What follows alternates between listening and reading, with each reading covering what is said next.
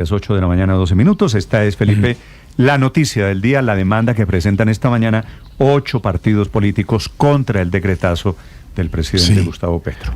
Fíjese que esta es una de las consecuencias, de las primeras consecuencias del decretazo, y es unir a los partidos políticos en torno a defender la institucionalidad, porque fíjese que en estos partidos hay unos que han apoyado en algunas decisiones al gobierno, otros no, hay unos más petristas, otros menos petristas, pero está uniendo al país en torno a defender la institucionalidad. Eso es lo que está logrando el decretazo está bien, Felipe, del presidente. Está bien que así sea. Seguramente el presidente no contaba con esta reacción. Claro, queda en una esquina el presidente Petro y el petrismo. En la otra esquina, Néstor, el resto del país, señor. El presidente Gustavo Petro ganó la elección con la izquierda, por supuesto que lo acompañó mayoritariamente, y con sectores muy importantes de centro y liberales.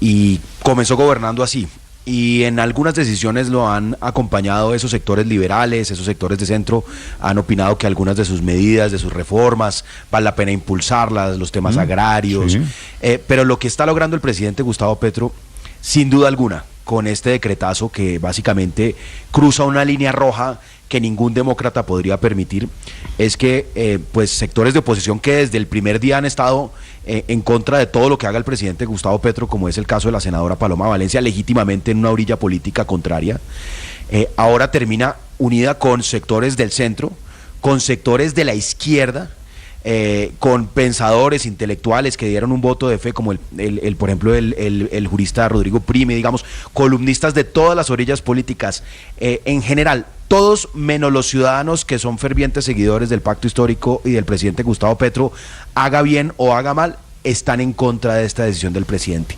Lo que está haciendo el presidente es unir a todos en contra de una arbitrariedad y en favor, en defensa de la democracia y de la Constitución. Y esto va a tener un efecto político y electoral, Néstor, también.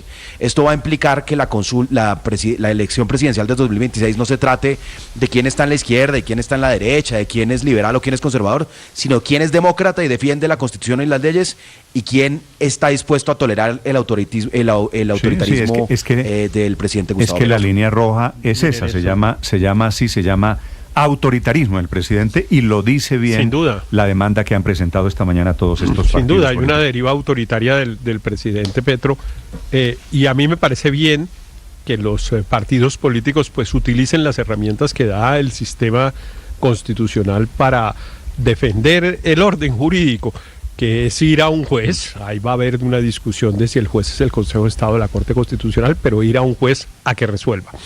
Pero ellos tienen unas herramientas políticas, Néstor, que yo echo de menos. Si usted sumara esos 8 partidos, que son el Partido Centro Democrático, Cambio Radical, la U, el Partido Conservador, el Partido Liberal, no sé cuáles más, pero ahí llevo 5, me quedan 3, pero entre esos 5, si usted suma las bancadas parlamentarias de esos 5, usted tiene la mayoría en el Senado de la República. Sí, hay 60 y pico. Yo estoy 70% del Senado, tal vez, más o menos. Le leo los partidos de esta mañana, Héctor. Cambio Radical tiene 14, tal vez, ¿no? Centro Democrático. Sí, ¿cuántos tiene el Centro Democrático? 15. Partido de la U. Partido Verde. Ahí de la tiene U, como 10, Liga 12. Gobernantes. Partido Colombia. ¿El Partido Justa Verde Libre. firma? Pero el Partido Verde no firma. El Partido Verde no firma. No. Partido Verde Oxígeno. Ah, sí. Verde Oxígeno. Verde Oxígeno. Bueno, ese sí no existe porque no tiene además representantes. Partido Liberal. Era el único. Partido Conservador. Sí. Partido Liberal son 13 senadores, entonces 13 y 12 conservadores son 14, creo. Y 11 más 33 y 14. Bueno, ahí llevamos 50 o 60. Hay 50 y pico, así es. Bueno, ¿por qué no organizan una moción de censura contra el ministro Benedetti y contra el ministro Montealegre cuando llegue? Es muy fácil, o sea, se demoran una semana tomando una acción política eficaz en contra de unos señores que han decidido desconocer al Congreso, porque es que si, desde la perspectiva de pronto le copian, Héctor. Pero desde la perspectiva del Congreso, Néstor, desde la perspectiva del Congreso, ¿cuál es el punto? Hay unos ministros que decidieron y consiguieron que el gobierno desconozca las decisiones del Congreso. Eso fue lo que hizo el presidente de la República con el decreto. Dígame con qué cara Pues, Héctor va hoy Armando Benedetti al Senado. Claro, si yo fuera senador, lo que le reclamaría a esos ministros es usted con qué cara viene, como dice Ricardo, aquí ahora a decirme que tome una decisión en tal o cual sentido, cuando usted escoge qué decisiones de las mías acepta y cuáles aplica y cuáles inaplica. Entonces, no, con usted yo no hablo, señor, yo hablo con uno que reconozca mi autoridad. Y bueno, para eso existe un mecanismo, el de Héctor, la moción de censura. Son solo 12 senadores los que tienen que convocar la moción de censura y después 54. ¿Sabe quién había anunciado que iba a convocar una moción de censura? ¿Quién? Miguel Uribe. Claro, lo sé. Sabe, Héctor, le iba a decir, el drama de todo esto es que como el presidente Petro se apropió del pueblo y dice que él representa al pueblo y que él es el pueblo y el Congreso es el malo para estos efectos, el presidente Petro se cree más legítimo que las otras ramas del poder El pueblo público. que no monta en avión, Néstor, porque él dice que el pueblo no tiene para subirse en los aviones. No, esa fue la tesis de anoche del presidente Gustavo Petro. Que el narcotráfico es producto, entre otras cosas, de la pobreza. Fue una de las cosas que dijo el presidente Petro ¡Qué anoche. barbaridad! El presidente Petro anoche estaba en esa teoría de que yo soy el dueño y el único representante del pueblo en Colombia. Claro, y que quien no es petrista, quien no está con él, no es pueblo. Que es, por supuesto, un tema, una interpretación extraordinaria Néstor, y demencial del concepto popular en la Constitución de Colombia. Lo otro, Néstor, desde la perspectiva de la acción política es, uno, el instrumento que tiene el Congreso, pero otro, efectivamente, la movilización ciudadana también. Es que hay que reconocer que el presidente Petro tiene un instrumento que no es despreciable, que es capaz de convocar gente, es capaz de llenar esa plaza de San Francisco, así esa plaza sea chiquita. Y de financiarla, la movilización. Pero caben, y de financiarla, sí, pues tiene esa capacidad. Y los otros, ¿dónde están o dónde estamos, si usted quiere que nos incluyamos? Porque, por ejemplo, la marcha del domingo, yo debo decirle que yo tengo dudas de si asisto o no asisto. Yo tendría todos los motivos para asistir, así como me hubiera gustado estar en las marchas contra el presidente Duque y no fui por la pandemia, pero en este momento yo tengo suficientes razones para ir a expresar mi descontento ciudadano con la actuación del gobierno y por supuesto a rechazar el atentado contra Miguel Uribe. Sí. Pero debo reconocerle públicamente que tengo dudas de si aceptar o no la invitación. Una invitación de Paloma Valencia yo la aceptaría gustosísimo. Tengo todas las diferencias políticas con ella, pero me parece una persona que ejerce la actividad política de manera decente. Pero hay varios otros de los que están ahí que me hacen dudar de si ir o no ir. Pero ¿cómo superar, digamos, esas diferencias para de verdad juntarnos alrededor de una causa? Y lo hago con mis dilemas personales confesados aquí públicamente. 8:20 minutos, Héctor. Saludo en segundos a la presidenta del Partido Conservador, la senadora Nadia Aurelio. Ricardo, sí, pero es que a mí me parece, frente al irrespeto con el Congreso, me parece que peor que el decreto es el trino con el que lo ambientó, con el que lo presentó. Si usted recuerda, Ricardo y Néstor, el trino dice que la consulta será derogada o el decreto será derogado si el Congreso aprueba la reforma laboral que el gobierno quiere. Eso me parece todavía más chantajista, me parece todavía más irrespetuoso, porque es decir, le aplico el castigo y además no se lo levanto si no hace lo que yo quiera que usted haga. Es decir, ¿dónde está esa división de poderes? ¿Dónde está la libre escogencia del Congreso de la República? Es que yo creo que un presidente sí tiene que medir lo que escribe y lo que dice. ¿Cómo es posible que le diga al Congreso, mire, le voy a violar la ley y le levanto esta violación si usted además hace lo que yo diga y si a mí lo que usted aprueba me gusta? Por favor, esto no lo habíamos visto realmente. Yo, pues en 50 años que llevo medio dándome cuenta de lo que pasa en este país, yo no lo había visto.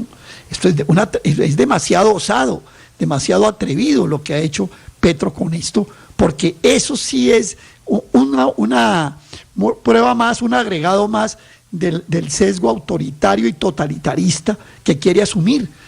le levanto el decreto si aprueban la reforma que yo quiera. Entonces, ¿dónde queda ahí el carácter deliberativo como un chantaje del Congreso? Es decir, según esa teoría, el Senado y el Congreso tendrían que ser un apéndice del Ejecutivo para que el gobierno retire el decretazo. La presidenta del Partido Conservador es la senadora Nadia Blel. Senadora, buenos días. Buenos días, Ricardo, para ti, y un saludo muy especial a la mesa y a los oyentes. Senadora, hace minutos 8 partidos políticos, entre ellos el Partido Conservador, radicaron la solicitud, la demanda de nulidad del decreto del presidente Gustavo Petro convocando a la consulta popular. ¿Cuál es el objetivo de esta demanda? ¿Qué esperan que pase en el Consejo de Estado en los próximos días? Así es, yo creo que todos los colombianos ayer pudieron evidenciar el talante autoritario del primer mandatario. Por eso 8 partidos en defensa de nuestras instituciones, de la democracia, del orden constitucional, decidimos presentar una demanda ante el Consejo de Estado, primero porque hay una vulneración al Estado de Derecho, hay una violación a la soberanía popular, pero también hay una extralimitación de funciones por parte del presidente. Y sobre todo, hay una violación al debido proceso. El presidente, al decretar la consulta popular, desconoce un concepto del Senado de la República, un concepto que exige la ley, que exige el orden constitucional.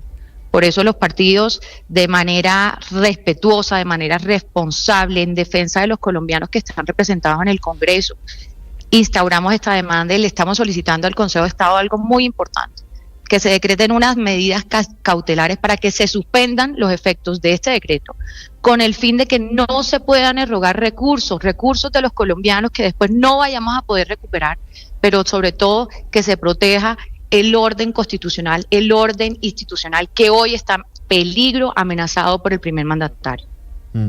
Esta demanda es radicada ante la sección 5ª del Consejo de Estado. Quisiera preguntarle, senadora Nadia Blel, sobre ese punto que usted nos menciona, sobre la solicitud de medidas cautelares para que sea suspendido el decreto con el que el presidente ha convocado a la consulta popular.